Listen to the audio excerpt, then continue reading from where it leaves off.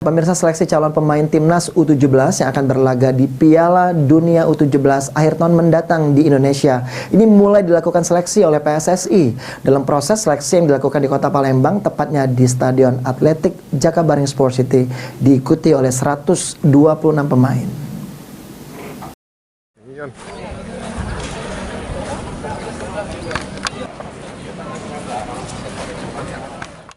Dikomandoi oleh pelatih timnas U17 Bima Sakti serta sejumlah pemandu bakat lainnya, PSSI melakukan seleksi calon pemain timnas U17 yang akan turun dalam Piala Dunia U17 pada akhir tahun mendatang di Indonesia. Seleksi yang dilakukan di Kota Palembang, tepatnya di Stadion Atletik Jakabaring, diikuti sebanyak 126 pesepak bola muda dari Sumatera Selatan dan sejumlah provinsi lainnya.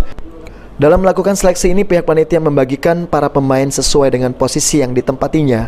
Selanjutnya beradu tanding selama 2 kali 20 menit. Bima Sakti selaku pelatih timnas U17 mengungkapkan dirinya telah memberitahu kepada para pemain yang ikut seleksi bahwa bukan hanya individu yang jadi penilaian, namun juga kemampuan para pemain dalam memahami taktik permainan juga ikut dinilai oleh tim seleksi, serta kekompakan dalam permainan. Yang mereka biasa posisi yang mereka biasa bertanding, dan kemudian kita memberikan kesempatan juga 20 menit kali 2. Setiap pemain memiliki kesempatan, dan banyak tadi hal yang saya sampaikan ke pemain bahwasanya kita menilai di sini bukan individu lewat 3-4 orang, enggak, tapi bagaimana mereka memahami taktik bertahan menyerang, kemudian transisi dari bertahan menyerang, kemudian attitude mereka di dalam lapangan juga kita melihat.